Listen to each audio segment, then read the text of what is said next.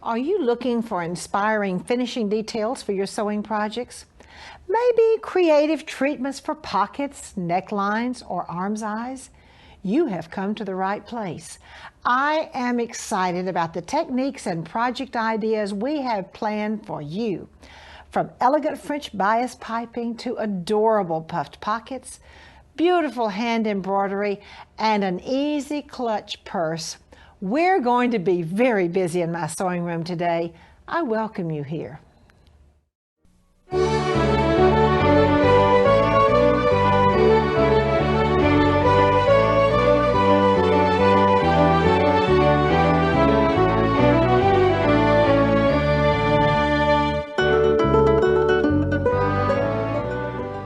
Are exquisite silk dupioni blouses I have for you today. Button up the back, of course. This beautiful, beautiful embroidery embellishes the front, and I would like for you to notice the beautiful piping. This is the French bias piping that we're going to share with you just exactly how easy it is to make a little later. Now you can put a sleeve in the beautiful blouse, and the French bias piping is at the bottom of the sleeve as well as the neckline. This blouse has been embroidered with a cotton thread which on the silk, which gives it a totally different look, both of them very beautiful. The French bias piping starts with a piece of bias which is folded in half and then folded again to put the cording through, and certainly use a cording foot, which a bias piping foot or a cording foot if you have one that has the little grooves for it to ride in. It makes it much more beautiful. Now we're going to do the French bias piping around the arm's eye. This is a real trick. Can you see that this has been stitched on? Wait just a minute, let me fold it back. This has been stitched on, and then the edge is completely finished. So all we will do is fold it back, and the edge is finished on the back. Here is what it looks like. Absolutely perfect piping every time. I'm so very pleased to have as my guest today my extremely close friend, Sue Hausmann. Sue is the host of America Sews with Sue Hausmann. Welcome to the show, Sue. Thank you, Martha, and I'm really thrilled to be here with you all and to share the joy of sewing.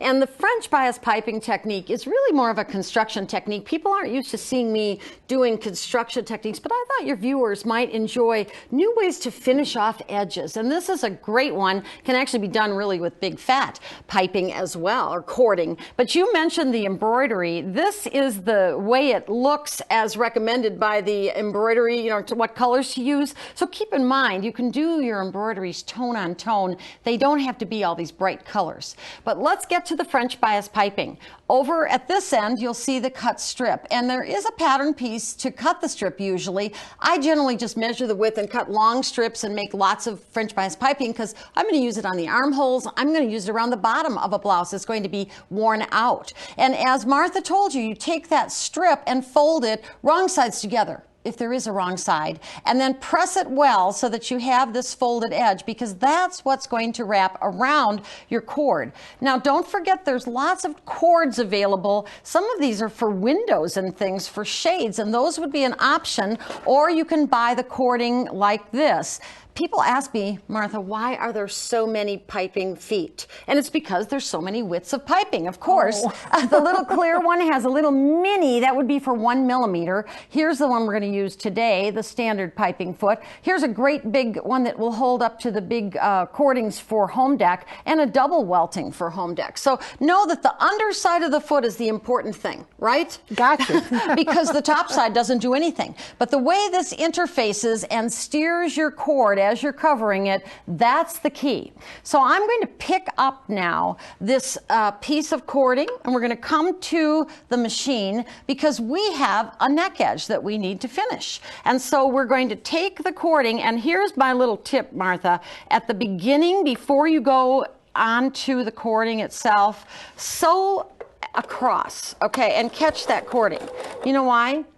So it won't pull out. You got it. You got it. I mean, I got that one. You got it. Well, I say that because too often people will get it all covered, and then they'll get it all covered, and then they pull on the cord just to pull it flat or something, and you'll see. But now that it just pulls right out. So anchor that cord first, and then we are going to just roar. And the beauty of a piping foot that's the right size with a underneath groove like that. Do you see how this just tracks right in the groove? Absolutely. And you can make.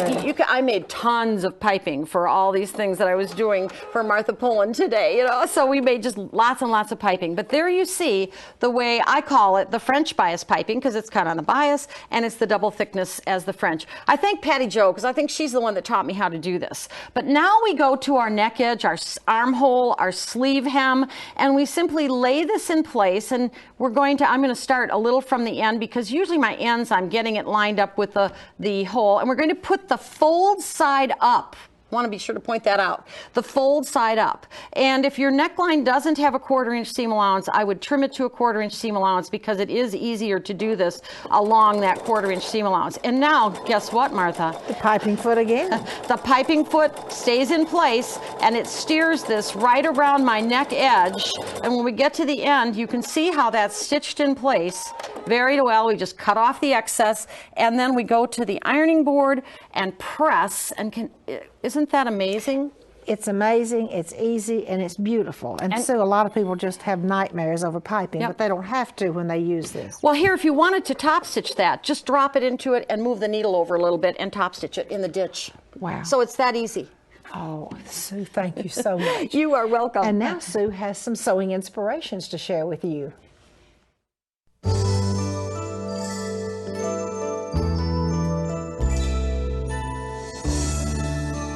Sue, these are adorable projects you've brought to share. Well, I'd love to tell you about this. Lynn Brown shared this with me, and it's freestanding lace embroidery designs to create hair accessories.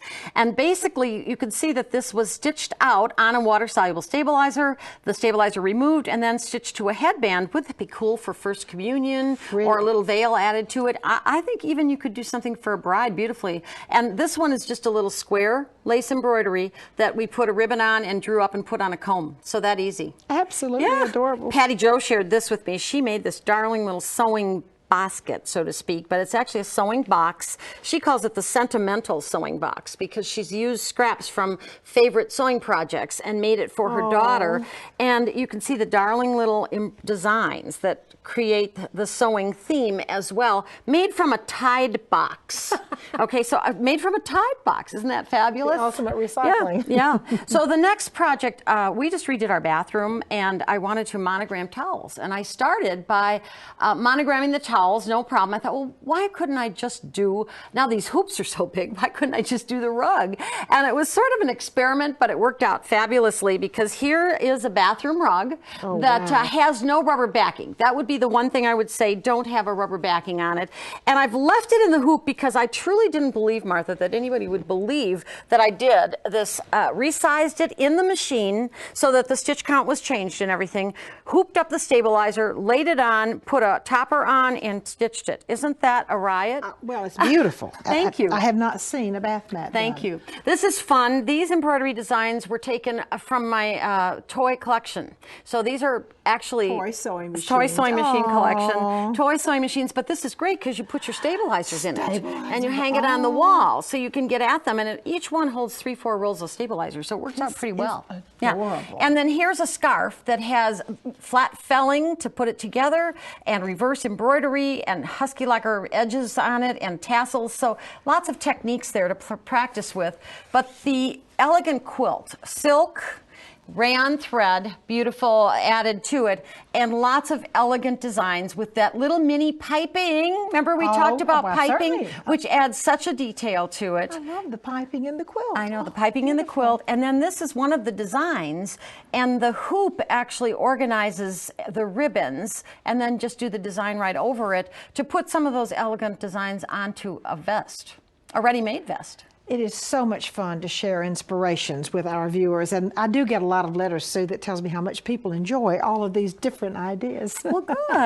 I'm glad. And now Sue has a fun project for you. We're going to call it And So On.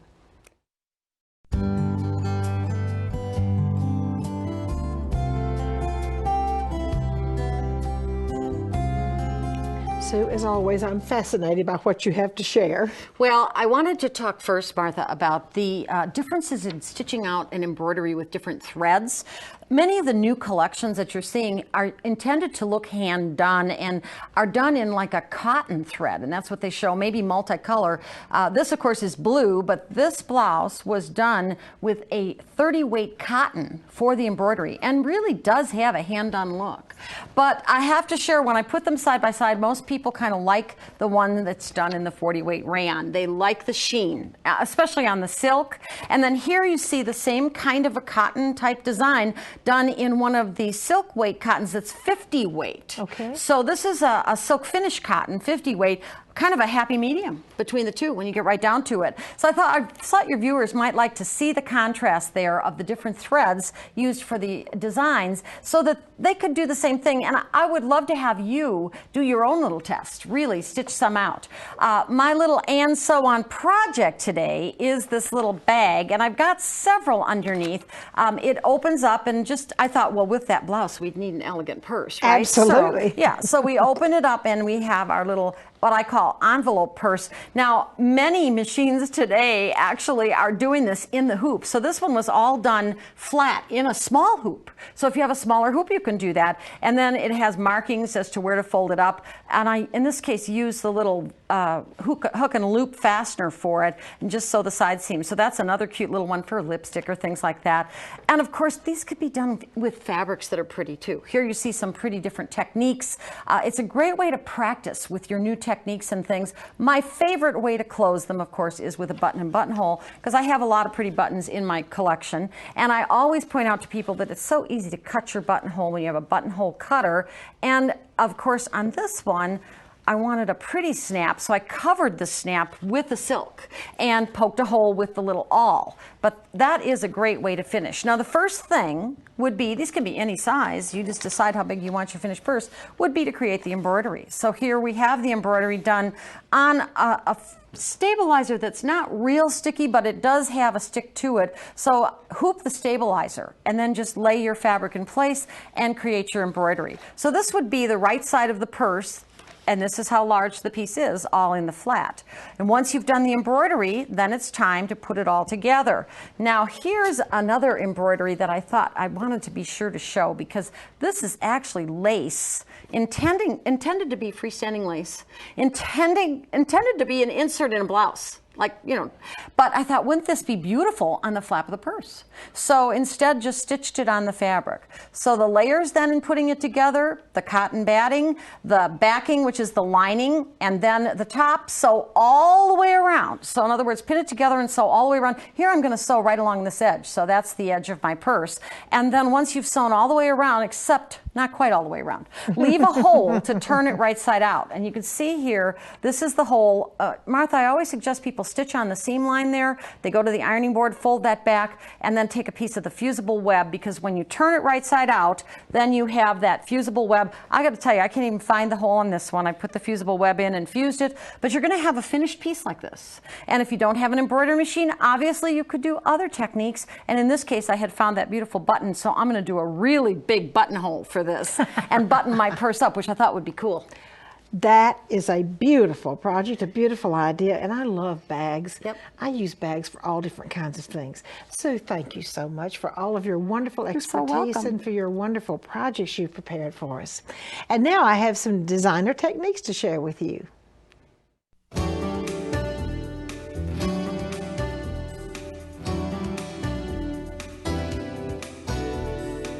I'm so happy to have as my guest today, Kathy Barnard.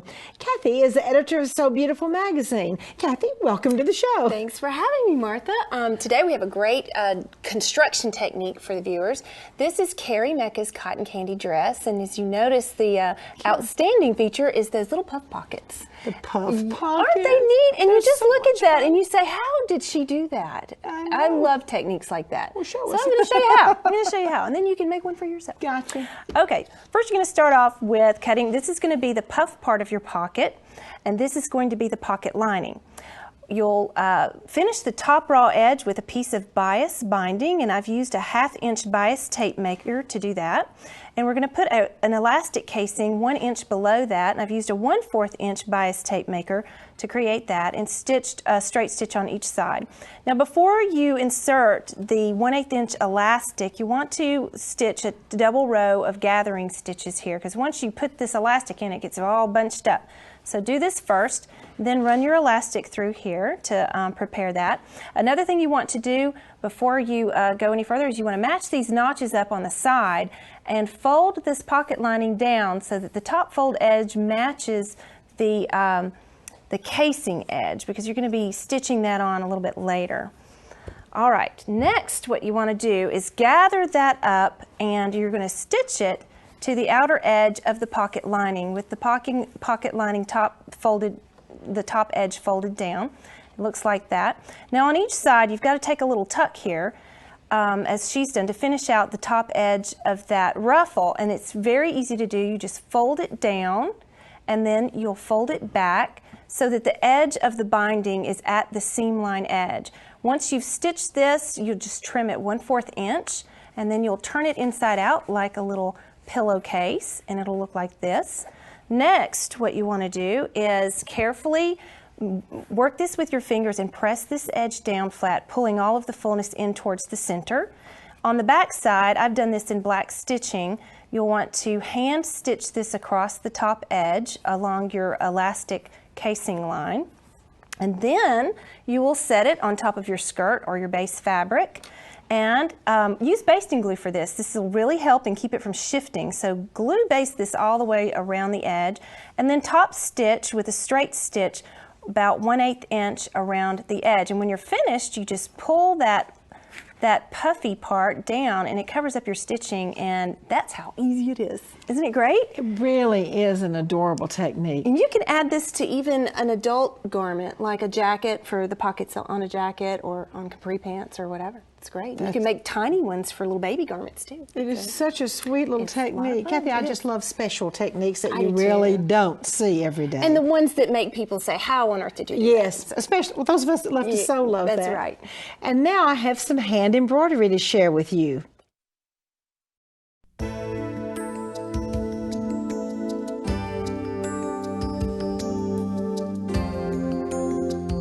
I'm so pleased to have as my guest today Beverley Sheldrick from New Zealand. Beverley is a world-renowned embroiderer.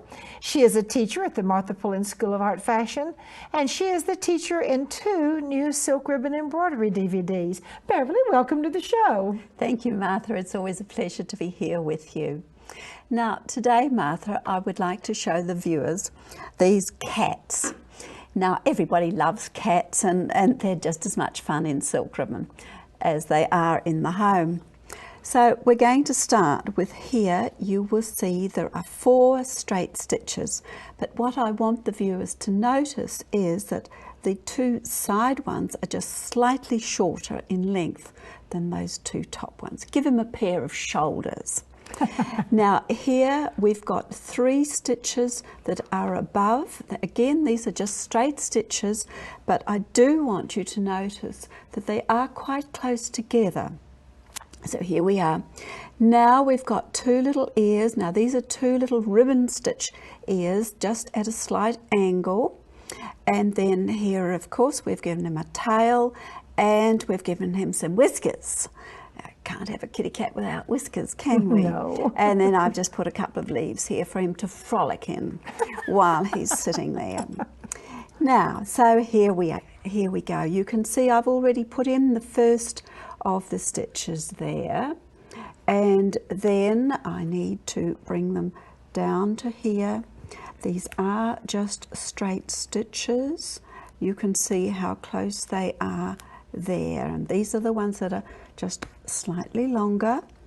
Now that you will see that I'm here, I've already put in the first 2 that are for the head, and so there I am. I've got that, and I'm going to put that there and bring that down like that there.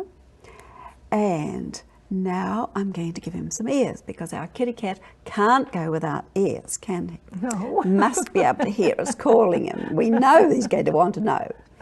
Now, there's our first one over here.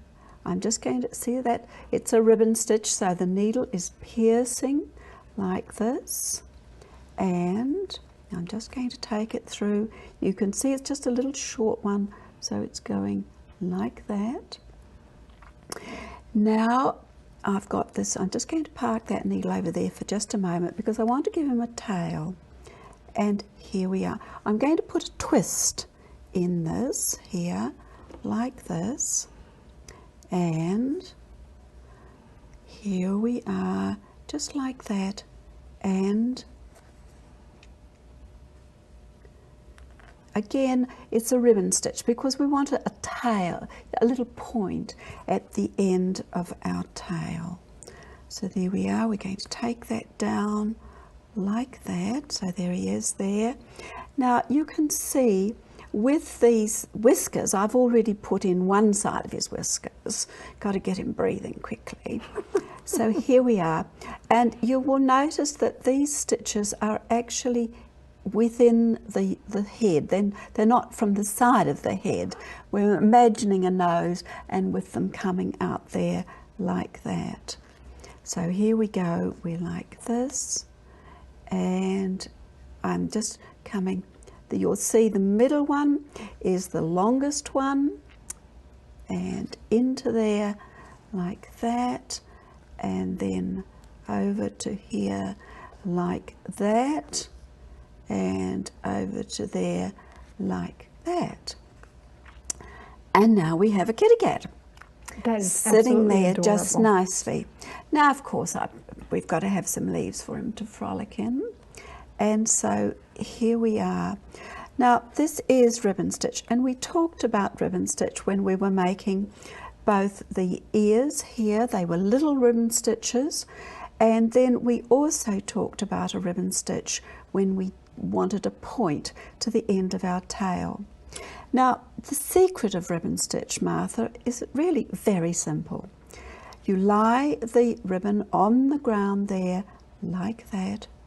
Put your needle in the, you can see how it's piercing the ribbon, and then, and this is the secret, put your nail hard up against the needle so that when you pull that through like that, then you will see how the ends just curl around and you get a lovely point at the end there. And we'll give him a couple more to go like this, and see there we are, putting it in the middle there, putting this hard up against there like that. We're coming over to here and up here. Just give us this little clump of leaves like that, and there we have them. Beverly, thank you so much for sharing how to make that adorable little cat and the leaves for him to romp in, or her to romp in. Beverly, thank you so much. You're very and now welcome. I have a piece from my vintage collection to share with you.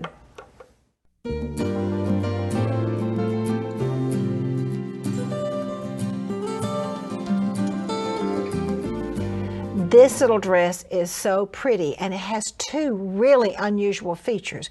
You know I love to find things with unusual features because I have so many white dresses. Actually, right now, I'm just looking for things with unusual features. Now, I want you to show you again the curvature of the neck, which means it's 1850 to 1880 or 1890. The thing that is so unusual about this little dress, it has a puffed sleeve. This is not the norm for little dresses with the scooped neckline because it's a very early piece. Another unusual, by the way, this lady was a very creative seamstress. She did not make hers the way everybody was making their dresses at the time. I want you to see another unusual feature. There's a little V, there's a double panel of V's that come down in the front. I've never seen that feature before on a dress. And then the little insertions that come down, and the little bit wider piece around the waist, which I think is very interesting with the feather stitch. Now come down to the skirt. This is a very simple and a very beautiful skirt. 1, 2, 3 tucks, all put in by hand. 1, 2, 3 tucks. 1, 2, 3 tucks. And some of you that have been working with me with antique clothes for a long time know that many times on white baby dresses that have been used as christening dresses, 1, 2, 3, the number 3 in tucks or some other embellishment, many times stood for the Father, Son, and the Holy Spirit. So I would like to believe that this was a dress that was made for a baby's baptism or communication or communion, or first occasion somehow at the church, and maybe those 3 tucks stood for the Father, Son, and the Holy Spirit. The dresses are always beautiful on the back. Traditionally, again, we have a tie with a little casing at the waist and at the neckline, and just really a simple skirt. A beautiful dress, I think, from an unusually talented seamstress. Thank you so much for joining me today. Can I invite you to come back next time?